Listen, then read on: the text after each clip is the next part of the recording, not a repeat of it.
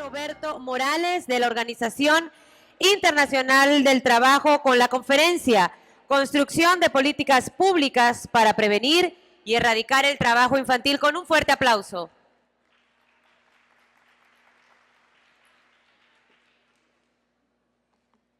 Muy buenos días.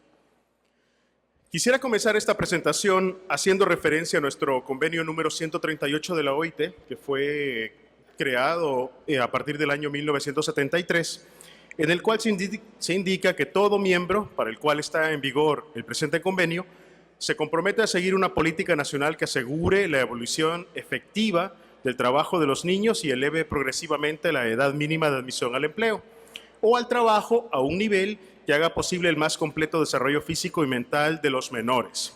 Esto, digamos, es justamente el artículo 1 del convenio 138. La recomendación 146, que también fue emitida en el año 1973 y que representa una declaración que complementa los postulados del convenio 138, indica en el preámbulo que se reconoce que la abolición efectiva del trabajo de los niños y la elevación progresiva de la edad mínima de admisión al empleo constituyen solo un aspecto de la protección y del progreso de los niños y los menores. ¿Por qué estamos haciendo referencia al convenio 138 y por qué hablando de una política nacional o políticas públicas de erradicación de trabajo infantil tenemos que traer a colación justamente este convenio? Porque el convenio 138 junto con el convenio 182 representan los denominados convenios fundamentales relativos a la erradicación de trabajo infantil dentro del marco del sistema de protección de la OIT. Los países que ratifican el convenio 138 básicamente tienen dos compromisos. El primero es definir una política nacional de abolición efectiva del trabajo infantil. Y el segundo es elevar de manera progresiva la edad mínima de admisión al empleo. Para el cumplimiento de la abolición efectiva del trabajo infantil, las políticas públicas recorren un camino que comienza con la definición de los roles y competencias entre las diferentes instituciones.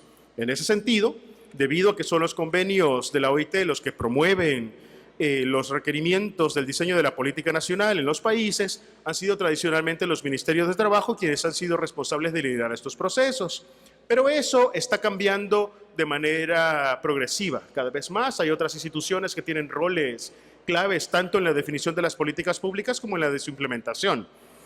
Para ello, también debe destacarse que la coordinación con las organizaciones de la sociedad civil es fundamental. O sea, desde la OIT se promueve mucho el acercamiento con las organizaciones de trabajadores, de empleadores y, lógicamente, también de otras organizaciones de la sociedad civil. Conviene entonces que, retomando los dos compromisos, comenzar a revisar primero el proceso de la edad mínima de admisión al empleo. Es el primer desafío que enfrentan todos los países. Una vez se ratifique el convenio 138, el primer paso consiste en definir cuál será la edad mínima de admisión al empleo. Y ese es un proceso que se desarrolla justamente en el momento en que se deposita el instrumento de ratificación en la Secretaría de la OIT. Para los países, por lo tanto, constituye el primer paso dentro del cumplimiento de los compromisos efectivos. Panamá ratificó, para el caso, el convenio 138 en el mes de octubre del año 2000, y por lo tanto definió oficialmente desde el enfoque del mecanismo de protección internacional de la OIT justamente la edad mínima a partir de ese mes. Está situada en principio entre 14 años en términos generales y 15 años para los trabajadores de las áreas marítimas. Las disposiciones del convenio 138 y de la recomendación 146 requieren de tres aspectos a los que debe considerar un país una vez estén ratificados. El primero consiste en especificar una edad mínima de admisión al empleo, que es a lo que ya hice referencia. En segundo lugar, esa edad mínima debe ser aplicable para todos los sectores. Existen evidencias en diferentes países donde, dependiendo del segmento de producción del que se trate, se asignan diferentes rangos de edad. Y la idea es que los países puedan tener una política y un marco jurídico uniforme para atender lo que se denomina como edad mínima de admisión al empleo. Y finalmente, establecerse o fijarse como un objetivo de toda la sociedad la elevación de la edad mínima de admisión al empleo a los 16 años. ¿Por qué los 16 años? ¿Y por qué además se prevé otras condiciones dentro de este mecanismo? En primer lugar, hace una diferencia respecto de los que se denominan trabajos peligrosos. Se requiere que los países puedan establecer como una edad mínima de admisión para ese tipo de actividades los 18 años. con algunas excepciones que están referidas a las escuelas de formación, donde se puede autorizar la participación de niños o de niñas con rangos de edades desde los 16 años y no menos. En segundo lugar, dentro de ese mismo proceso, el convenio 182 y su recomendación 190 promueve que los países desarrollen o definan los listados de trabajo peligroso. Entonces, en el momento en que se construyen unos listados mucho más específicos que puedan establecer un marco más certero de cuáles son las tareas que los chicos y las chicas puedan desarrollar o no, es mucho más fácil determinar dónde se pueden dar autorizaciones para el empleo dentro del país y en cuáles otras actividades deben de prohibirse. Una segunda condición consiste o está relacionada a unas consideraciones dentro del convenio 138 que autoriza que los países que tienen economías y medios de educación que están insuficientemente desarrollados, en consulta con las organizaciones de empleadores y de trabajadores, puedan especificar una edad mínima de admisión al empleo como mínimo dentro de los 14 años.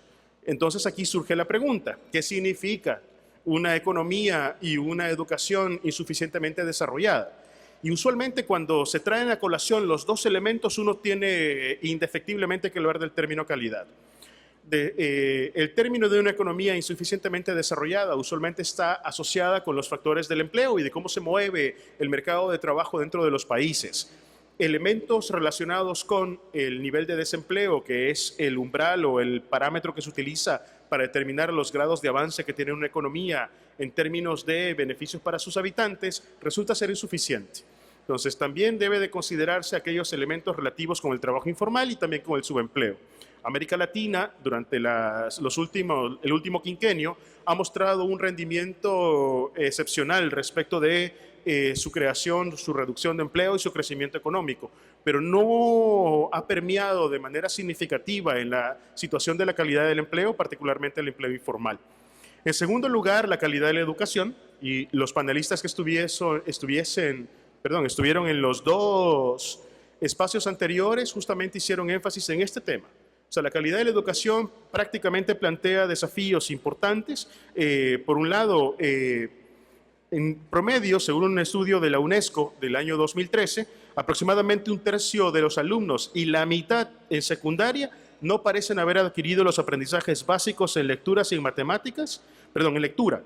Y en matemáticas los resultados son aún peores. O sea, de nada sirve que los chicos vayan ganando grados educativos si finalmente lo que no aprenden. O sea, básicamente lo que dice el estudio de la UNESCO es que hay una preocupación creciente sobre cómo los sistemas educativos tienen un efecto directamente en las personas y en los aprendizajes y cómo se desarrollan luego en su vida futura. Panamá es una economía que tiene un crecimiento desde hace varios años, que justamente ha encontrado como uno de sus elementos que le desaceleran el tema de la educación. El encontrar personal que tenga las capacidades y las cualidades necesarias para poder volver mucha más productiva la economía panameña es un desafío que sigue latente y según lo hemos escuchado en las presentaciones anteriores. ¿Qué tiene que ver los temas educativos? ¿Qué tienen que ver los temas de empleo con la edad mínima de admisión al empleo y sobre todo la construcción de políticas públicas en materia de abolición o erradicación del trabajo infantil? Básicamente se asocia el momento en que se termina la escolaridad con el momento en que se hace la transición desde la escuela hacia el empleo. En esto hay inequidades en toda la región de América Latina. Entonces hay países, como sucede en la mayoría de los países de América Central, donde el número mínimo de años requeridos de educación obligatoria está situado en 6. Y tenemos otros países, muy poquitos en el extremo, que tienen su edad obligatoria situada en 12 años. En principio, la edad obligatoria, la edad a la cual se debería de completar la educación obligatoria, debería representar justamente el elemento que nos permita entender cuándo debe hacerse la transición entre la educación y el trabajo. Y por lo tanto, debería de representar el establecimiento de la edad mínima de admisión al empleo. La apuesta o el proceso o el deseo o el anhelo o el objetivo que plantea el convenio 138 de que los países vayan revisando de manera progresiva la edad mínima de admisión al empleo está en consonancia con esta situación. O sea, de manera que se reconoce que los países tienen, o las personas más bien, tienen en su momento un deseo de poder transitar desde la educación hacia la escuela, pero que esa transición sea de la manera más ventajosa posible. En segundo lugar, una vez cerramos el proceso de delimitación de la edad mínima de admisión al empleo y tenemos de alguna manera estructurado un panorama de cómo responder, el siguiente punto consiste en cómo diseñamos la política. Entonces, ¿qué elementos debe contener la política y cómo nos orientamos para poderla construir? Y aquí entra en juego, en primer lugar, lo que se denomina la magnitud y las características del trabajo infantil. Ha habido un proceso interesante, consistente, de trabajo de construcción en escala, donde nosotros básicamente hemos ido aprendiendo junto con los países qué es lo que funciona y qué es lo que no funciona en la medición del trabajo infantil. Por un lado, tenemos mucha experiencia adquirida en el desarrollo de instrumentos justamente para recopilar información sobre el trabajo infantil en general y no tanto así sobre sus peores formas. Hemos aprendido que dependiendo de los recursos y las características de los países pueden hacer uso de múltiples herramientas. Encuestas de hogares, encuestas especializadas sobre trabajo infantil, censos en general que incluyen variables sobre trabajo infantil, como ha sido la experiencia en Ecuador, y también otras herramientas e instrumentos que no están diseñadas necesariamente para recopilar información específica sobre trabajo infantil, pero que asumen un rol estratégico en el momento de tomar información y toma de decisiones. El caso de los censos escolares, de las pruebas de rendimiento, de los registros de beneficiarios, de los programas de transferencias monetarias condicionadas en general. El punto de por qué es importante comprender cuál es la magnitud de las características del trabajo infantil es que nos señala que el trabajo infantil no es un sujeto, no es un fenómeno uniforme, que revista diferentes características y que demanda respuestas que se vayan adaptando a las necesidades de diferentes públicos. Señala, por ejemplo, la primera barrera que tiene que ver con las edades. O sea, no es lo mismo las respuestas que se da para un niño de 5 años que está involucrado en tareas peligrosas que uno que se da para otro de 17. Y a eso se van sumando otras características relativas con el sexo, por ejemplo, o el género, si estamos hablando de niños o de niñas, si estamos hablando de algunas condiciones relativas con la etnia o situaciones de migración, etcétera, ¿no? El punto, finalmente, con el tema de la definición de las estadísticas o de la magnitud, es cómo vinculo ese conocimiento o esa información que yo tengo recopilada en respuestas de política pública que sean efectivas. O sea, cómo la información que yo estoy recopilando a través de diferentes instrumentos luego logran transformar mi respuesta institucional. Sabemos, por ejemplo, por diferentes investigaciones, que el trabajo infantil de los niños varones se concentra sobre todo en horas tempranas de la mañana y el trabajo de las niñas o mujeres está concentrado en horas de la tarde. La pregunta es, ¿esa información sirve para tomar decisiones de política pública? Y si es así, ¿cuáles? ¿En cuáles tienen más sentido? ¿Tienen más sentido por el lado del trabajo con los hogares o más sentido por el lado del trabajo con los niños? ¿O debemos combinar ambas? Entonces, las respuestas no son fáciles. Creo que lo que explicaba el embajador de los Estados Unidos es clave.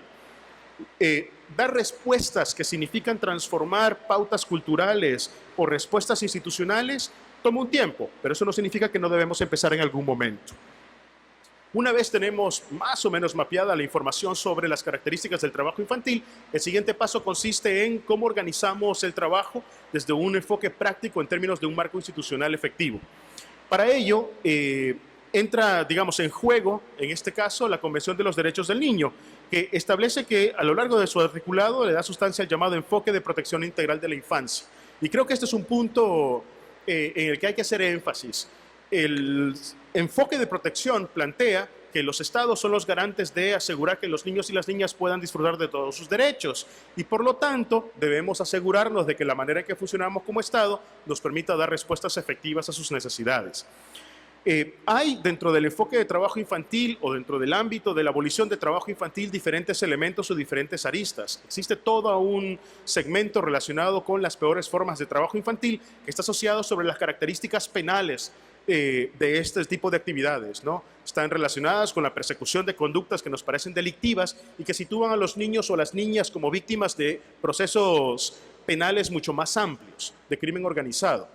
El enfoque de protección en esos casos está lógicamente vinculado con las políticas de seguridad ciudadana, pero eso no significa que esas políticas de seguridad ciudadana que están relacionadas directamente con la persecución activa de los delitos de utilización de los niños en actividades ilícitas no formen parte de una política nacional de abolición del trabajo infantil más amplia y que por lo tanto no formen una parte fundamental de una estrategia que busca ser mucho más efectiva.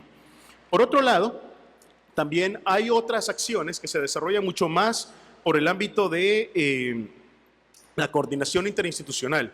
¿Cómo transitamos desde las políticas más específicas hacia una política más amplia? Y aquí justamente entra en juego lo que se denominan las comisiones nacionales y luego los planes nacionales de erradicación de trabajo infantil. Las comisiones nacionales son espacios de diálogo que se han establecido entre diferentes actores públicos de la sociedad civil, organizaciones de empleadores, de trabajadores y ONGs. Tienen como finalidad primordial poder articular sus intervenciones relativas al tema de trabajo infantil, particularmente su abolición y su prevención, y estos han generado un proceso de construcción de los denominados planes nacionales de erradicación de trabajo infantil.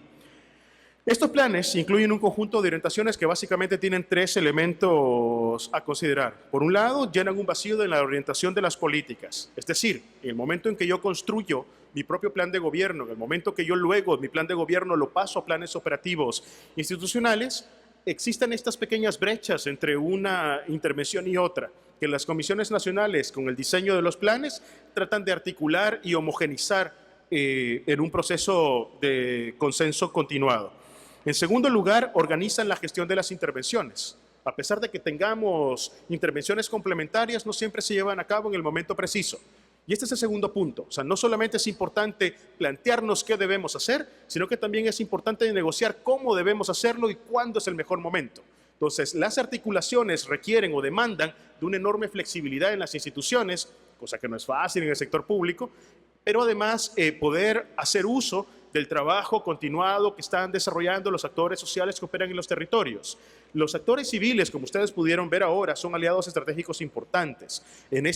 Por ejemplo, en este caso que nos convoca el Consejo Nacional de la Empresa Privada, está justamente jugando un rol de catalizador, que le da mucha más flexibilidad que si la convocatoria hubiese tenido que seguir todos los procedimientos de contratación pública. Entonces, creo que esas ventajas que nos plantean justamente los asocios entre las instituciones públicas y las organizaciones privadas nos permite justamente hacer énfasis en que la gestión debe ser finalmente efectiva. Y como tercer punto, lo que se busca es optimizar lo que tenemos. Todo el mundo estamos claros que nuestros recursos son limitados, que los países de América Latina están dejando de ser países atractivos para la cooperación internacional o para el desarrollo de colaboraciones mucho más desde el enfoque de la cooperación técnica y financiera tradicional, y están transitando más bien ahora en un enfoque de cooperación sur-sur, o sea, donde nos estamos compartiendo las experiencias entre nosotros y estamos buscando unos mecanismos innovadores de cómo aprender y cómo volver mejor lo que ya estamos desarrollando, ¿no?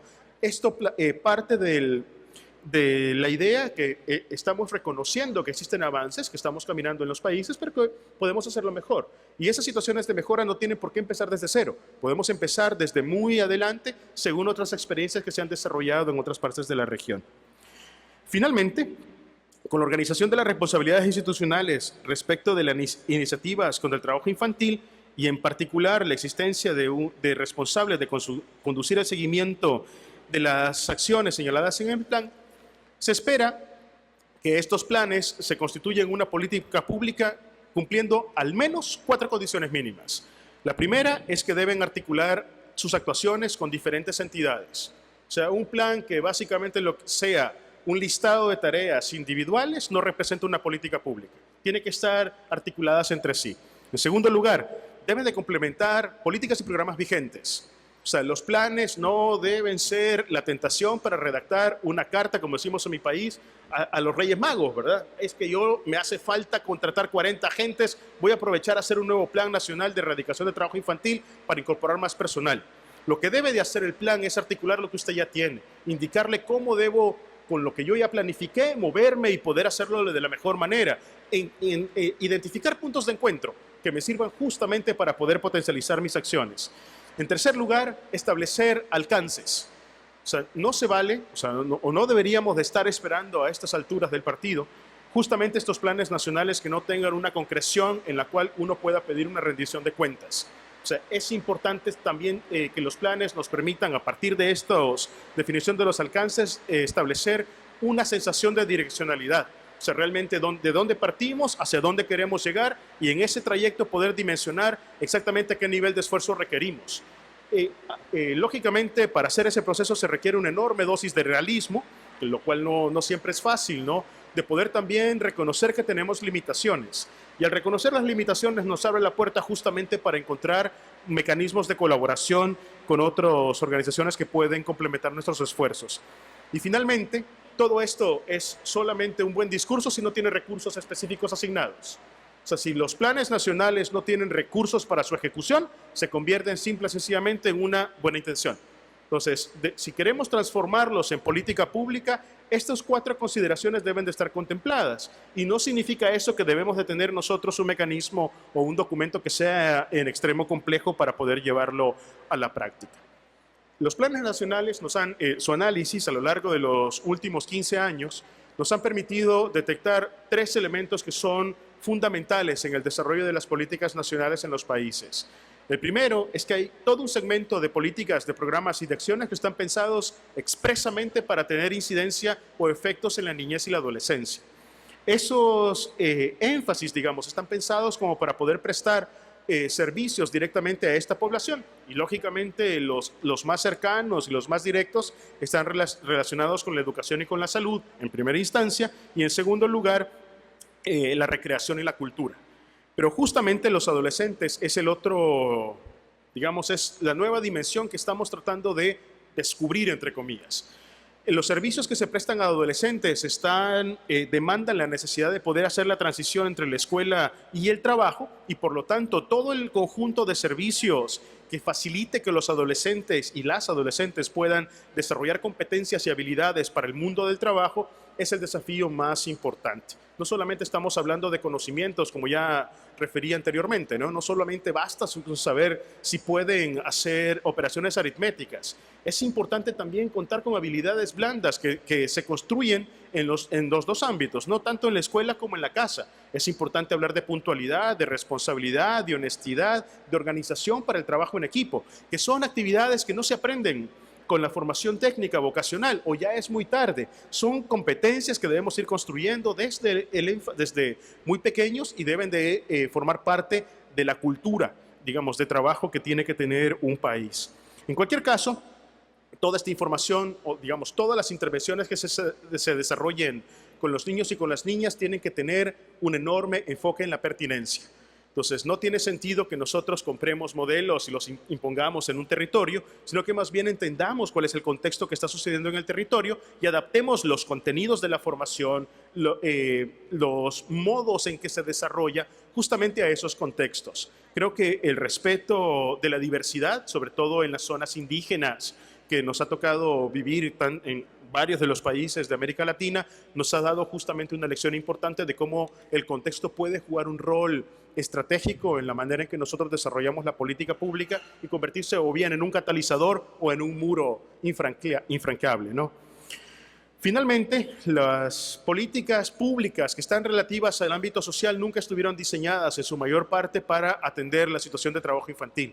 Todos los programas de protección social o de transferencias monetarias condicionadas no tuvieron o no han sido desarrollados en su mayoría en América Latina, con muy pocas excepciones, México, Brasil y República Dominicana, atendiendo al trabajo infantil como su prioridad. Estuvieron desarrollados con la idea de poder hacer énfasis a una población que estaba en condiciones vulnerables y permitirle el tránsito a situaciones más seguras. Sin embargo, hemos aprendido durante estos años que esas políticas tienen un efecto directo en asegurar que los niños se mantengan fuera del trabajo infantil. Y con esto quiero plantearles un dato que me ha parecido a mí alarmante. Las comarcas indígenas, el 80% de los hogares están regentados por mujeres.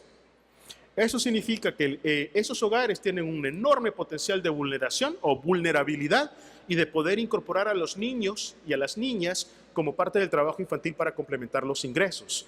Los programas de transferencias monetarias condicionadas que han asegurado mantener un mínimo para mantener alejados o erradicar la pobreza dentro de esos segmentos han jugado un papel importante en prevenir que otros niños se involucren al trabajo infantil. La ausencia de las transferencias demandaría, por lo tanto, que una estrategia de supervivencia fuese utilizar a los niños para generar el ingreso adicional que la ausencia de uno de los padres no propone.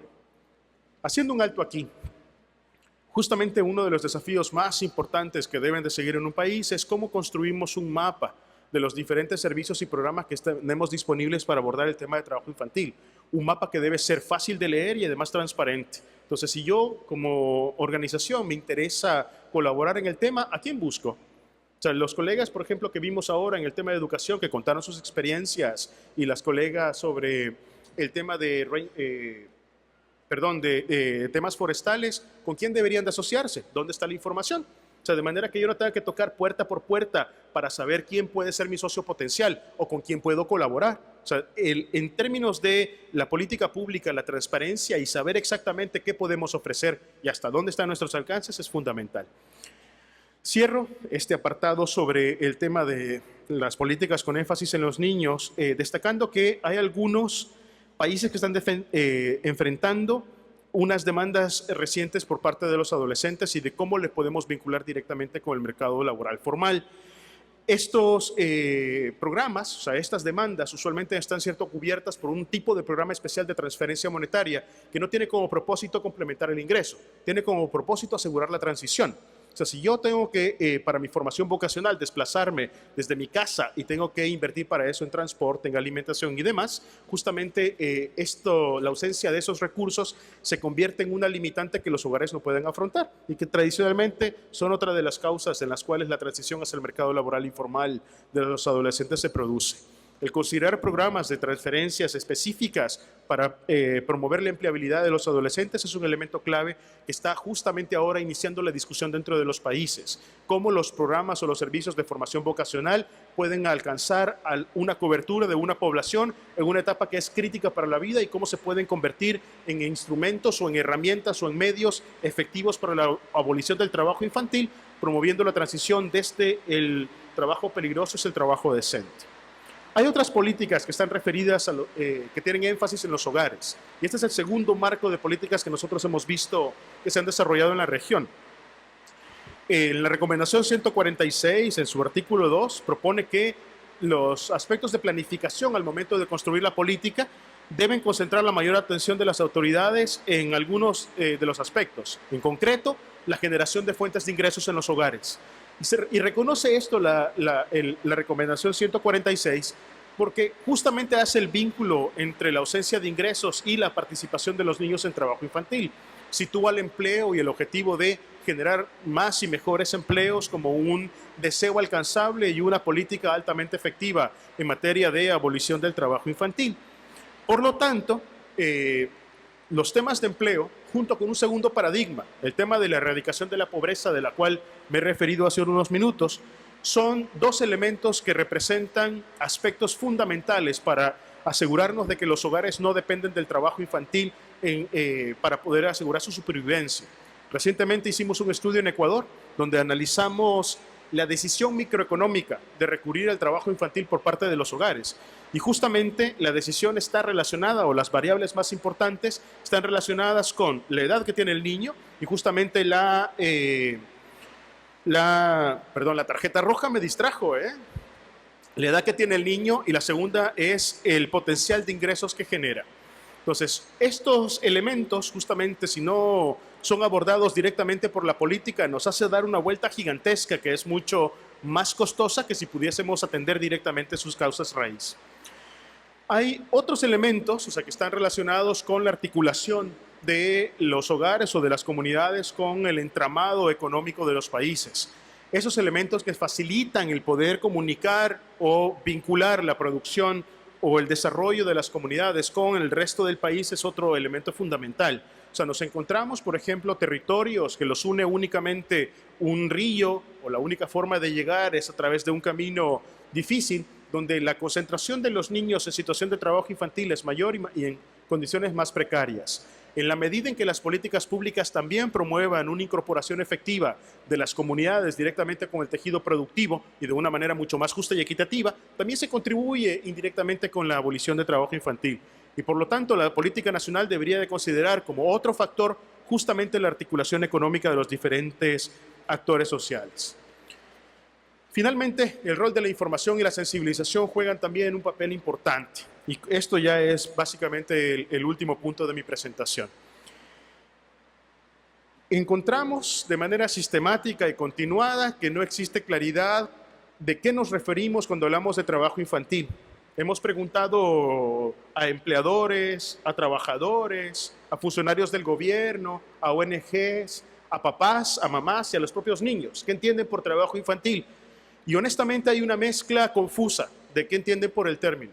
La mayor parte de las respuestas que uno obtiene están referidas a que son tareas que desarrollan los niños. Y eso genera un bolsón gigantesco donde se mezclan tanto el trabajo permitivo como el trabajo que estamos buscando abolir.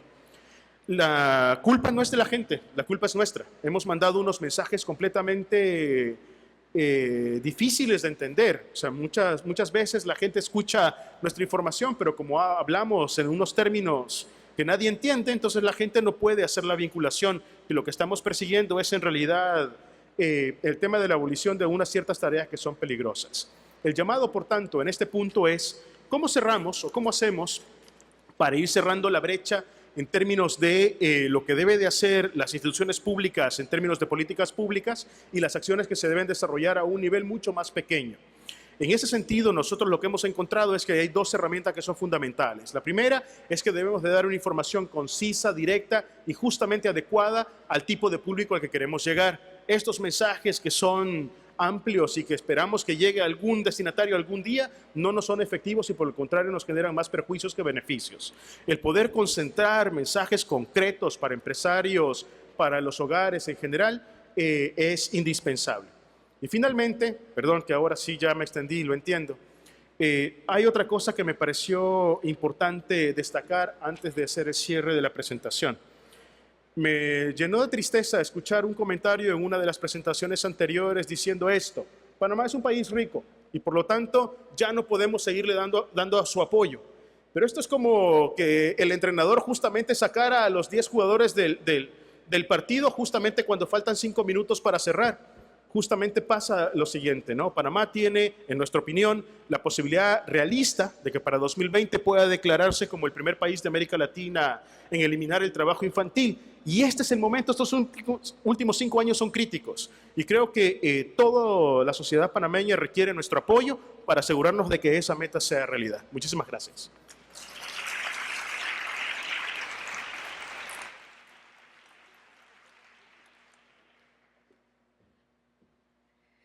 Muchísimas gracias al señor José Roberto Morales por tan interesante conferencia dada en la mañana de hoy.